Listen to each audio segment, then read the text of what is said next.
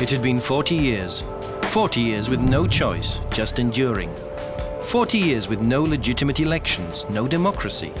That had to change. In 2006, free elections were finally introduced in the Democratic Republic of Congo. It was a huge landmark, bringing great hope for the population and requiring an unprecedented organizational effort. First of all, the authorities had to establish who could vote. A population census was conducted and new electoral registers were compiled. Next, all the equipment needed for the elections had to be set up: ballot boxes, polling booths, blackboards, computers, and of course, the ballot papers. The figures are impressive. 200 million euros released by the European Union to train 300,000 election agents for 25 million voters. Finally, guarantees had to be put in place to ensure that everything ran smoothly. For that, the European Union hired 50,000 local observers, sent 250 European observers, and financed the deployment of 2,400 soldiers to maintain security.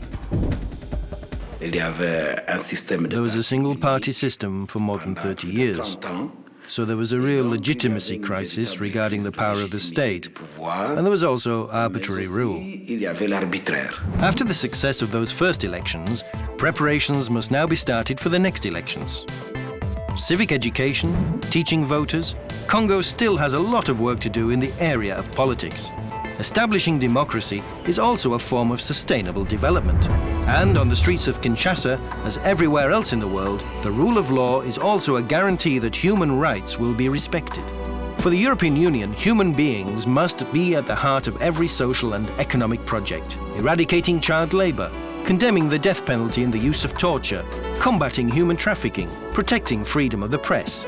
This is the responsibility of governments, but also citizens. Respecting human rights requires constant vigilance and commitment from everyone.